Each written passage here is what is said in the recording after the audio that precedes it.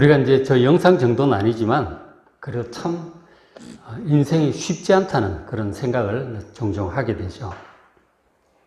저분 같은 경우는 지독한 어떤 고난 가운데 정말 믿음으로 이겨냈는데, 우리도 나름대로 만만치 않은 고난들을 겪으면서 살고 있습니다. 왜 인생에 이렇게 고난이 많은가? 안 좋은 일, 힘든 일, 이런 것들 좀 안 생겼으면 좋겠는데, 하나 넘어서고 나면 그 다음 문제들이 또 닥쳐오죠. 문제가 계속 다가오니까 숙제하느라 정말 인생이 쉽지 않은 것 같습니다. 오늘은 우리의 이런 인생의 고난의 문제에 대해서 하나님의 말씀을 전하려고 합니다. 우리 인생에 고난이 많은 이유는 근본적으로 이것 때문입니다. 제가 몇 번 말씀드렸지만, 우리 조상 때부터, 아담과 하와 조상 때부터 교만해서 하나님을 의심하고, 그리고 하나님을 거역함으로 죄를 지었어요. 그래서 결국 그로 인해서 하나님의 심판과 형벌을 받아서 세상에 저주가 들어왔습니다. 그래서 이렇게 고난이 많은 것이죠. 하나님께 세상을 정말 아름답고 행복한 낙원으로 지으셨으나 우리 조상들이 죄로 말미암아 세상은 한순간에 저주받은 곳으로 변하고 말았습니다. 저주받은 곳에서 살기 때문에 여러 가지 고난이 닥쳐오는 것은 당연한 것입니다. 다 저 죄 때문에 그렇게 된 것이죠. 자, 그런데 우리가 복음의 말씀을 들었잖아요. 예수님을 믿어서 모든 죄를 용서받고 하나님의 자녀가 된 사람들에게는 의문이 생기죠. 인생의 고난이 그렇게 죄 때문이라면, 죄 때문에 받는 징계라고 하면, 예수 믿고 모든 죄를 용서받은 하나님의 자녀들에게는 고난이 없어져야 되는 것이 아닌가, 그런 생각이 드는 것이죠. 예수 믿는 사람들에게 인생의 모든 고난이 예수 믿으면 쫙 다 해결된다 라고 하는 것이 분명하다면 전부 예수 믿고 구원받지 않겠어요? 그런데 왜 그렇게 하나님께서 속 시원하게 문제들을 다 해결해 주시지 않는가 하는 그런 의문이 드는 것이죠. 그래서 오늘 이 문제에 대해서 하나님께서 뭐라고 말씀을 하셨는지 로마서 8장을 중심으로 살펴보려고 합니다. 여러분 주의 깊게 잘 들으시고 깨닫고, 그리고 주님을 제대로 믿고 주님 안에서 자유함을 누리는 여러분 되시길 바랍니다. 먼저 분명히 해야 될 것이 있습니다. 뭐냐면, 자, 로마서 앞부분에 3장, 4장, 5장 계속 말씀을 하셨죠. 그 앞부분에서 이미 제가 본문을 가지고 전했던 것처럼 하나님의 자녀는 예수님을 믿음으로 모든 죄를 용서받고 죄의 권세로부터 해방된 사람들이 더 이상 죄의 형벌을 받을 이유는 없습니다. 예수 믿는 사람들은 그것이 사실이에요. 예수님께서 십자가에서 우리가 받을 형벌을 대신 다 받으셨기 때문에 우리가 받을 형벌은 더 이상 남아있지 않은 겁니다. 그래서 하나님의 자녀들이 죄의 형벌로 고난을 당한다는 것은 그것은 있을 수 없는 일이죠. 만일 제가 지금 금방 드린 이 말씀에 그게 무슨 얘기인가 동의가 잘 안 된다면 그것은 아직 예수님의 십자가의 은혜가 어떤 것인지 잘 모르는 것입니다. 로마서 앞부분의 설교들, 특별히 3장, 4장, 5장, 6장 이런 부분의 설교들을 여러분 유튜브에 있으니까 다시 한번 들어보시길 바랍니다. 예수님께서 십자가 형벌을 받으시고 우리 대신 다 받으시고 죽으시면서 하신 말씀이 다 이루었다고 말씀을 하셨어요. 우리 죄를 용서하는 데 필요한 모든 것들을 다 이루셨다고 하셨어요. 그리고 하나님께서도 예수님의 그 말씀을 그대로 인정하시고, 그리고 그 하나님 계시는 지성소로 들어오는 그 휘장을 하나님 스스로 찢어버리셨어요. 이제 누구든지 거룩하신 하나님께로 나올 수 있다고 공개하신 것입니다. 여러분 이 사실을 깊이 묵상하시고 예수님의 십자가의 은혜를 깨닫도록 기도하는 여러분 되시길 바랍니다. 그것을 제대로 깨닫지 못한다면 아직 예수를 제대로 믿은 것이 아니고 제대로 구원받은 것이 아닙니다. 잘 한번 자신의 신앙을 살펴보시길 바랍니다.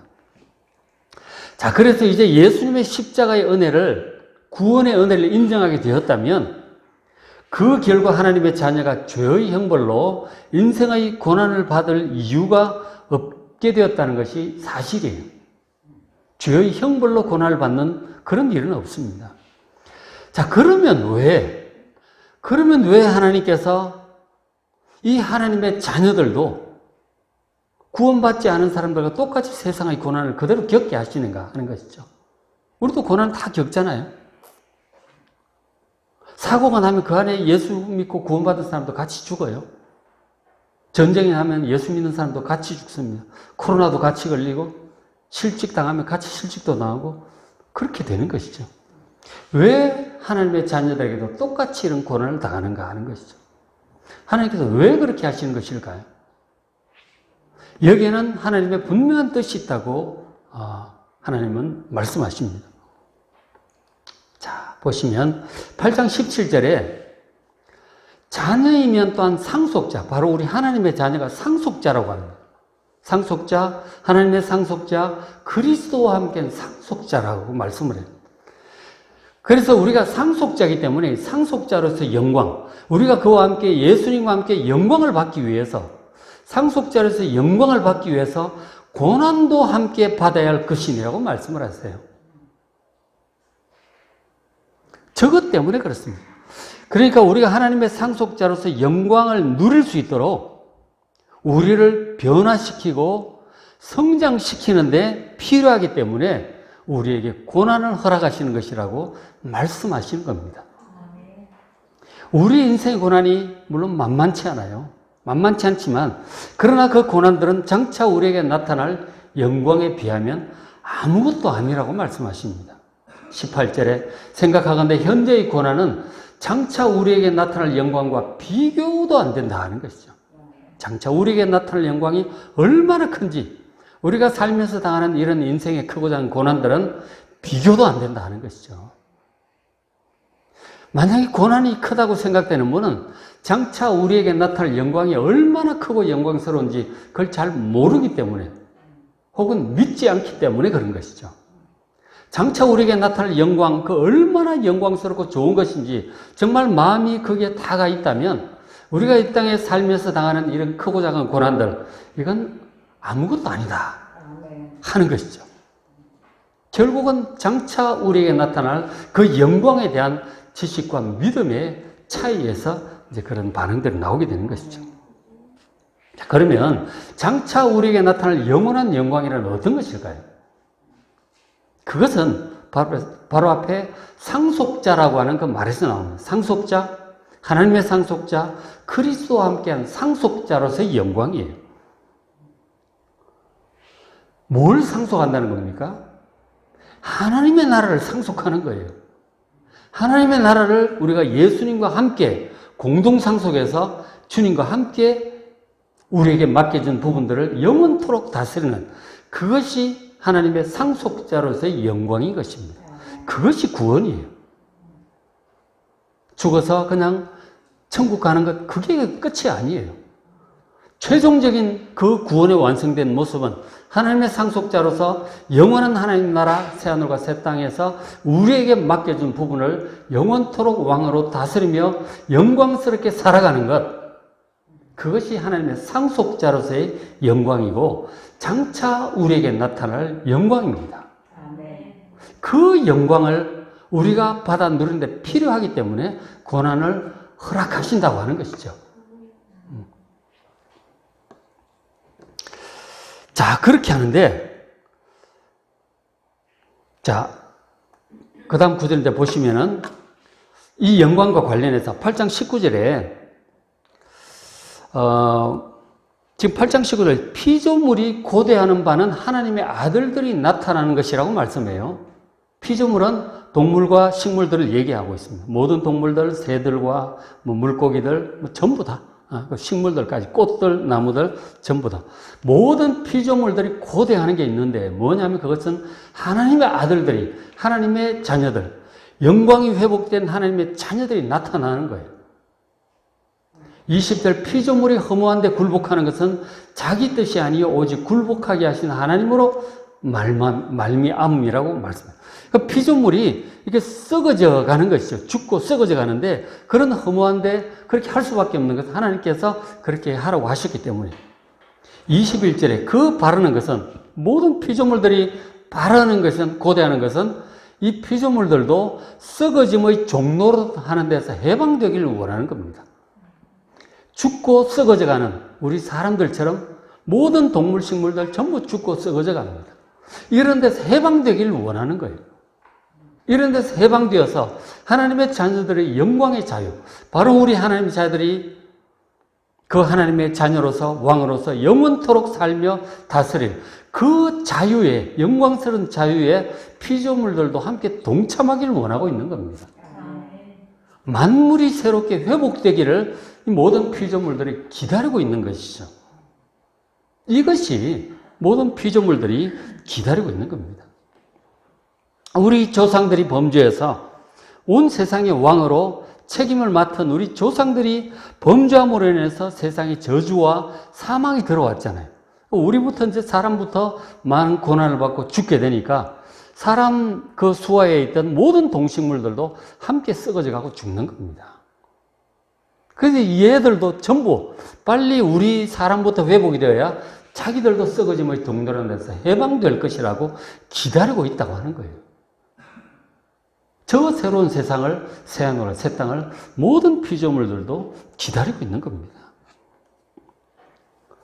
그래서 이 피조물들이 22절에 피조물이 다 이제까지 함께 탄식하며 함께 고통을 겪고 있어요.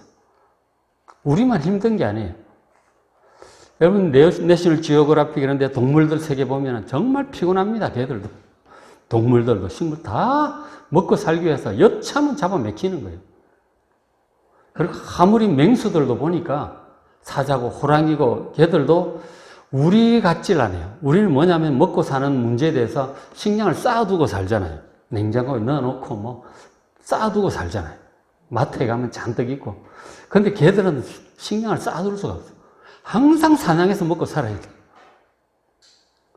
사냥 못하면 굶어 죽어요. 한 마리 치타가 보니까 마지막 힘을 다해서 사냥을 하는데 그 사냥에 실패하면 이제는 더 이상 사냥할 기운도 없고 이제 굶어 죽습니다. 목숨 걸고 사냥하더라고 보니까. 그러니까 겨우 이제 잡으면 살고 못 잡으면 치타도 죽는 거예요. 참 쉽지 않더라고 보니까. 벌레들은 벌레들끼리 싸우고 식물들도 전쟁을 하더라고 보니까. 화학 전쟁을 하더라고요. 자기들끼리 막 이렇게. 만만치 않은 그런 삶을 살고 있어요. 전부 다. 모두들 하나님의 자녀들이 빨리 회복되어서 자기들도 좀 평화롭게 아름답게 영원토록 살기를 지금 기다리고 있는 거예요. 빨리 그런 세상이 오기를 여러분 기도하시길 바랍니다. 그런 세상이 언제 올까요? 예수님이 다시 오셔야 돼요. 예수님이 재림하셔야 그런 새하늘과 새 땅이 열리게 될 줄로 믿습니다. 자, 그렇게 하는데 자, 23절에 그뿐 아니라 또한 우리 사람들, 곧 성령의 처음 익은 열매를 받은 우리까지도 속으로 탄식하여 양자될 것 곧 우리 몸의 속량을 기다리고 있다고 말씀하세요. 좀 어렵죠? 성령의 처음 익은 열매가 뭘까요? 성령의 처음 익은 열매란 고린도전서 15장에 그런 말씀이 나오는데 부활의 첫 열매인 예수 그리스도를 가리킵니다. 부활하여 영원히 죽지 않는 바로 그 부활의 첫 열매, 그 예수 그리스도의 새 생명 영생을 우리가 예수 믿을 때 받았어요. 그것을 거듭났다고 표현을 하고 있죠. 그래서 우리가 그런 예수님의 영생을 받았단 말이에요. 근데 우리 받았지만 그래도 죄 많은 세상 가운데 죄된 연약한 육신 가운데 살고 있으니까 우리도 탄식하며 살고 있어요. 고난 가운데. 그래서 우리가 뭘 기다리고 있느냐면 우리가 기다리는 것은 우리 몸의 속량이에요. 영적인 구원을 받았는데 몸의 속량을 기다리고 있습니다. 바로 이 몸이 속량되기를 원하고 있습니다. 몸의 속량이라고 하는 것은 우리가 이 몸, 썩어질 몸이죠. 그리고 늙어가고 쇠약해지고 결국은 죽을 이 몸입니다. 이 몸을 벗고 영원히 죽지 않을 부활의 몸을 입게 되는 것이 바로 우리 몸의 속량이에요. 몸의 구원입니다. 그것을 기다리고 있는 것이죠. 자, 성도 여러분, 우리 몸의 속량과 새하늘과 새 땅, 그리고 모든 피조물들이 썩어짐의 종로라는 데서 해방되어 영광스럽게 될 그 모든 것이 예수님께서 다시 오실 그날, 재림의 날에 이 모든 것이 이루어질 것을 믿으시길 바랍니다. 그날을 기다리셔야 돼요. 여러분, 이 땅에 무슨 소망이 있습니까? 나름 재미있는 것들도 있고 괜찮은 것도 있지만 다 썩어져 가고 죽어져 갈 것들이에요. 정말 우리가 하나님의 자녀들의 소망해야 되는 것은 우리 몸의 속량, 만물들의 회복, 새하늘과 새 땅을 소망하는 여러분 되시기를 주의 이름으로 축원합니다. 그것이 참된 신앙이에요. 신약 성경에 보면 사도들 그 서신서 속에, 예수님 말씀 속에 그런 것들로 충만합니다. 우리 몸의 속량과 부활과 영생과 영원한 하나님 나라를 간절히 소망하시길 바랍니다. 참으로 안타까운 것은 안 믿는 사람은 말할 것도 없고 믿는 사람들조차도 이 영원한 하나님 나라, 몸의 속량, 부활과 영생보다 이 땅의 소망을 너무 많이 두고 있는 것 같아요. 참 안타까운 일이 아닐 수 없습니다. 정말 성경 말씀을 따라 참된 소망을 가지고 살아가는 여러분 되시길 바랍니다. 그래서 권면하기를 24절에 우리가 소망으로 구원을 얻었으니, 소망이라고 하는 것은 영원한 구원의 완성을 말씀하는 거예요. 그 소망으로 구원을 얻었으며 보이는 소망이 소망이 아니에요. 보이는 이 세상에 있는 것들이 그것이 구원의 소망이 아닙니다. 보는 것을 누가 바라겠어요? 그냥 하면 되지. 25절 만일 우리가 보지 못하는 것, 이 영원한 소망을 바라면 참음으로 기다릴지니라 하는 것이죠. 우리가 세상에 많은 환난과 고난이 있지만 이 영원한 소망을 바라보고 이 고난을 믿음으로 견디면서 참음으로 인내함으로 잘 기다리는 여러분 되시길 바랍니다. 이것이 바른 신앙이다 하는 것이죠.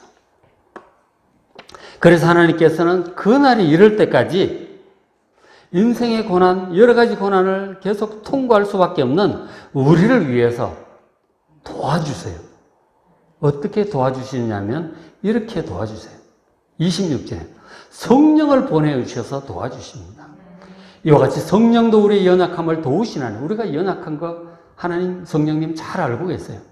우리의 연약함을 도와주시는데 우리는 마땅히 기도할 바를 알지 못하나 오직 성령이 마땅히 말할 수 없는 탄식으로 우리를 위하여 친히 간구하심으로 도와주십니다. 우리가 죄로 인해서 저주받은 세상에서 살아가고 있는데, 고난을 당하고 있는데 또 우리는 연약하고 힘도 부족하고 지혜도 부족해요. 종종 지혜가 부족해서 무엇이 진짜 좋은 것인지 판단이 잘 안 돼요. 우리를 망하게 할 것들을, 그것이 좋아 보이고 그것을 추구하면서 시간과 힘을 들여 살아갑니다. 참 어리석은 선택이죠. 시간과 인생을 낭비한다니까요. 우리 영혼을 갉아먹고 신앙을 갉아먹고 점점 신앙적으로 퇴행하게 만드는 그런 것들을 사모하고 추구하면서 시간과 돈을 막 쏟아붓는 것이죠. 참 열매가 없는 허무한 그런 일들에 적지 않게 우리가 달려가고 있는 것이죠. 바로 분별력이 부족한 것이죠. 그 성령께서 그런 우리가 바른 선택을 하고 바른 길로 갈 수 있도록 기도해주고 계신다는 사실을 믿으시길 바랍니다. 여러분, 성령님을 찾으시길 바라고 기도하시길 바랍니다.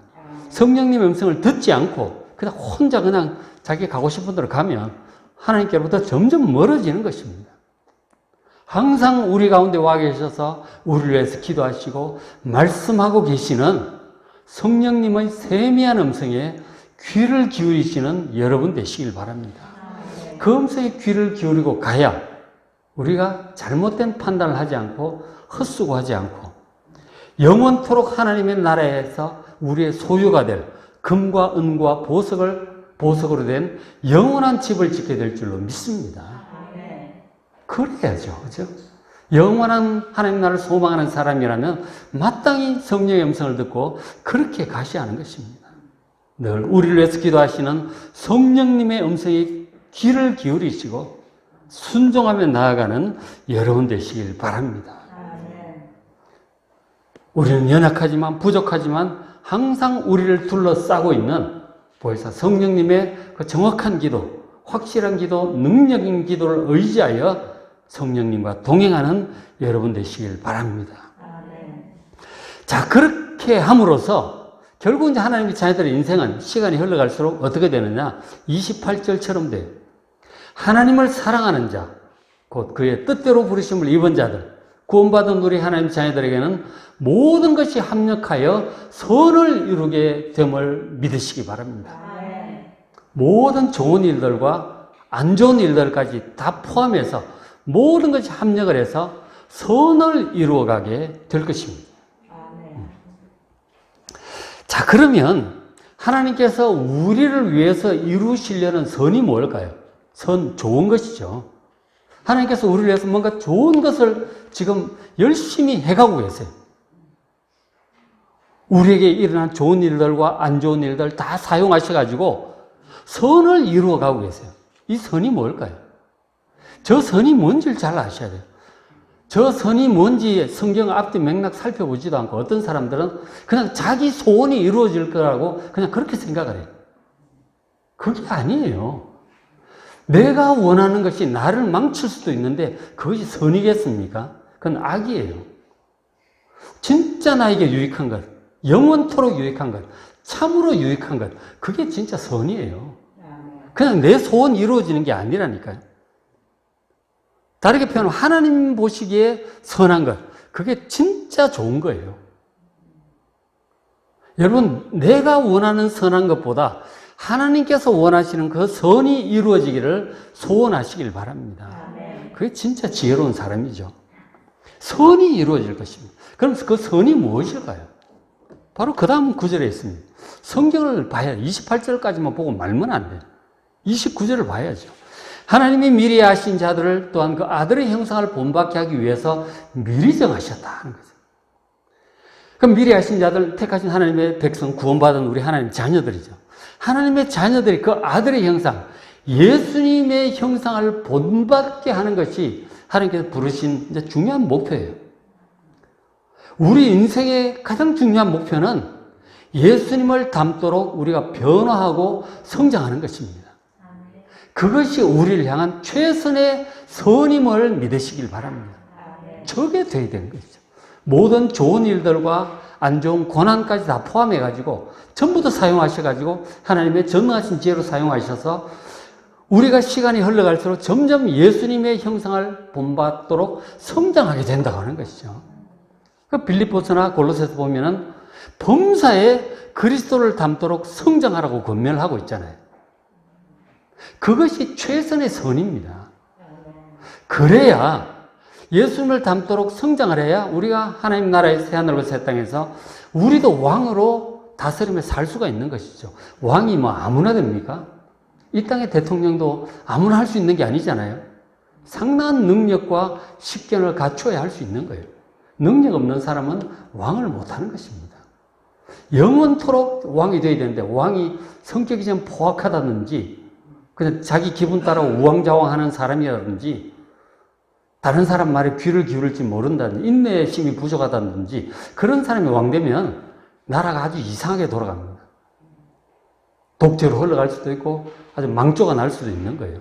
왕은 아무나 하는 게 아닙니다. 우리가 하나님 나라에서 새하늘과 새 땅에서 왕이 되려고 한다면 왕이 될 만한 사람으로 변화되어야 되는, 성장해야 되는 것이죠. 그래서 하나님께서 우리를 이 모든 고난과 뭐 이런저런 일들을 사용해서 우리를 성장시켜 나가시는 것입니다. 그래야 우리가 왕으로서 살 수가 있잖아요. 이 땅의 삶의 중요한 목표가 바로 저거예요. 내가 얼마나 모든 면에 있어서 예수님을 닮아가고 있는가, 그 인격에 있어서. 인격의 그 훌륭한 요소들, 성령의 9가지 열매에 나오잖아요. 사랑과 희락과 화평.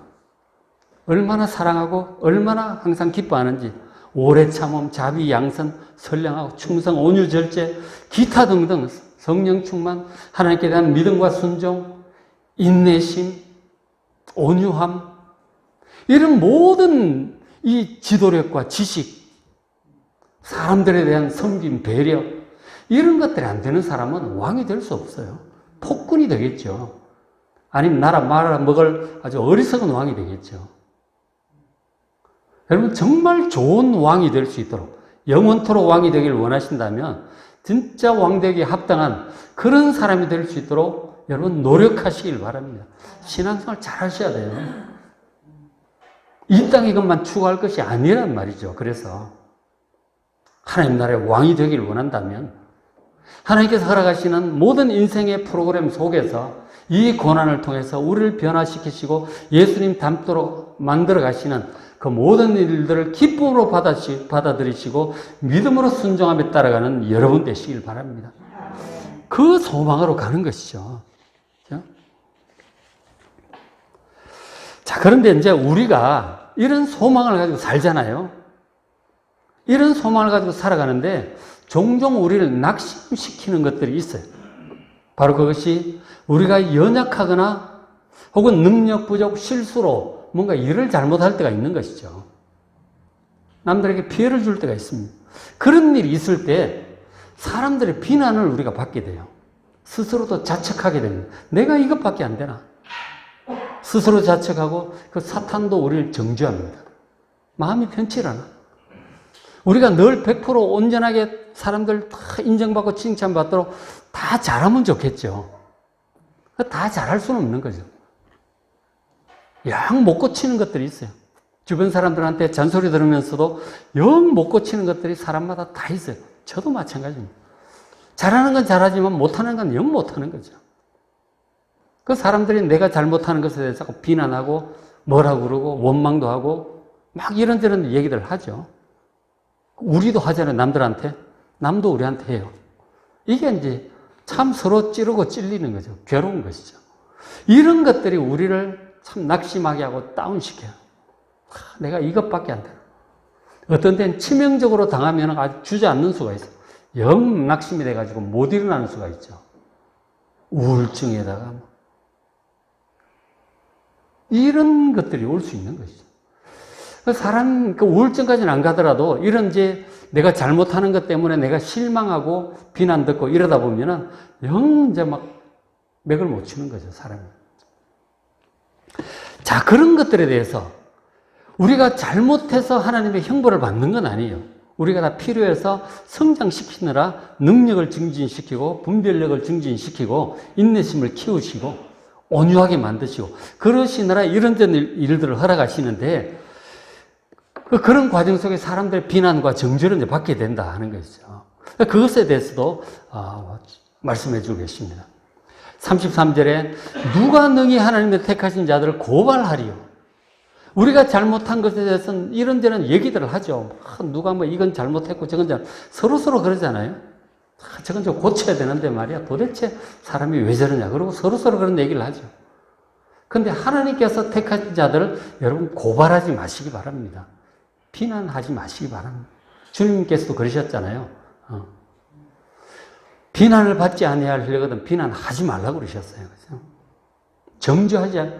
정죄받지 않으려거든 정죄하지 마시길 바랍니다. 사람이 고의적으로 그런 사람은 없어요. 대부분 이제 실수죠. 그리고 잘 안 돼서 그런 거예요. 자기가 잘못하는지도 모르고 계속 그 동일한 잘못을 반복하는 수가 많아요. 그리고 말해도 못 고쳐. 그런 게 있어요. 그런 것들이 있기 때문에 서로 용납하라고 하시는 거 아니에요. 그런 것이죠.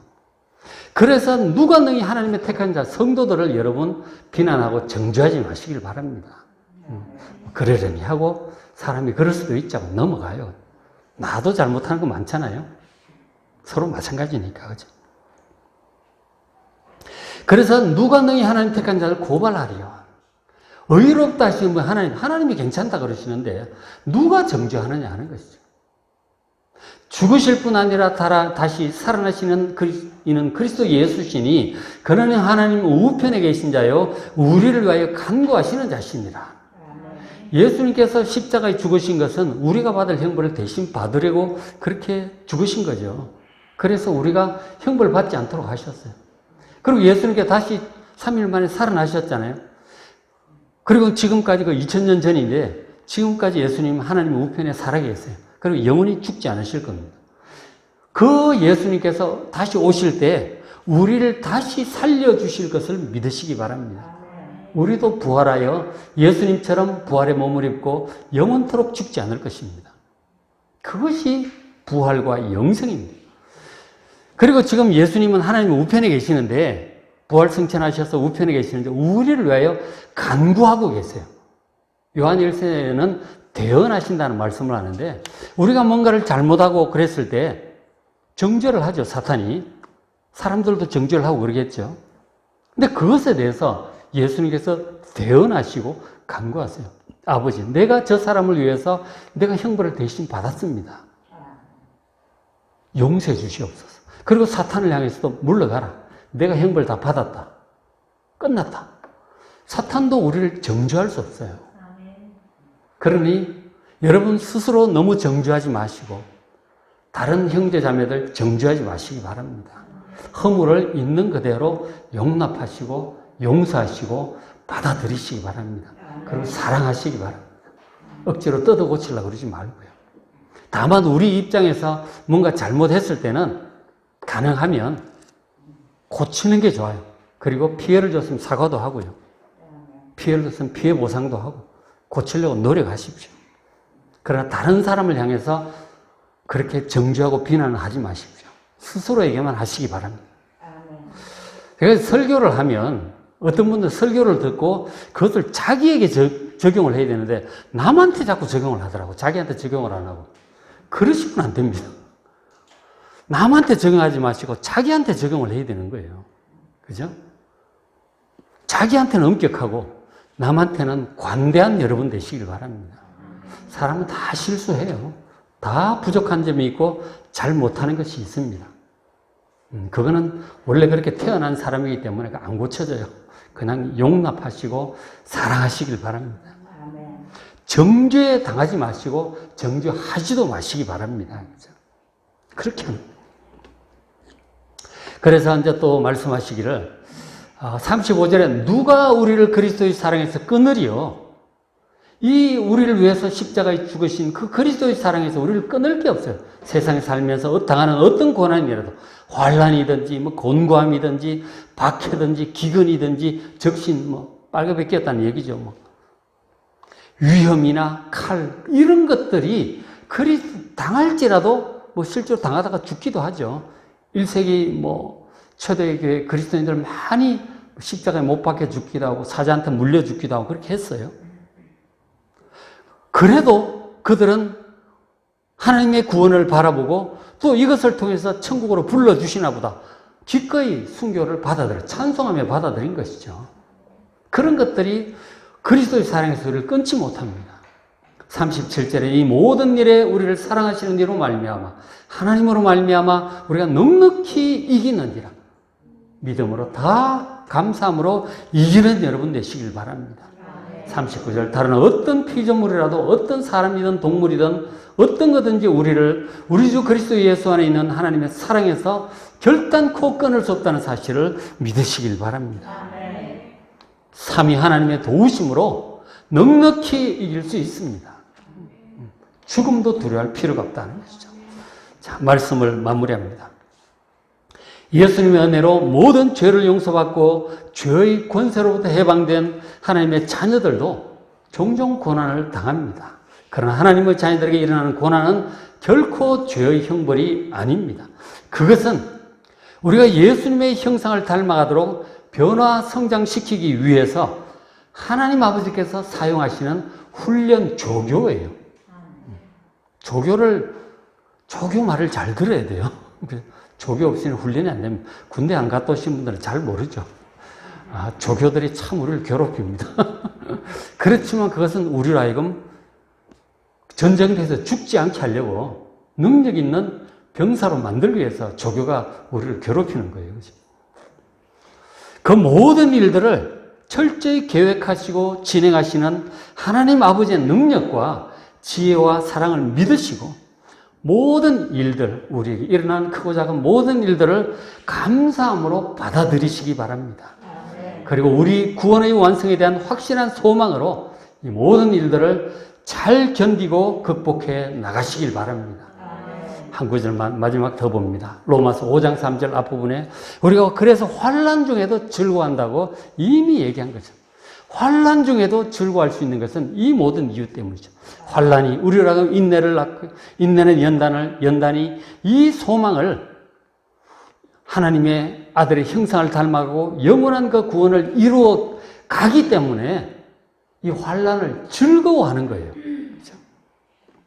여러분, 우리에게 오고 오는 이 모든 환난 가운데서 모든 일들을 이루어 가신 하나님을 믿으시고 즐거운 마음으로 이 환난을 받아들이시고 잘 견디고 있나요? 영원한 소망을 이루어가는 여러분 되시기를 주의 이름으로 축복합니다.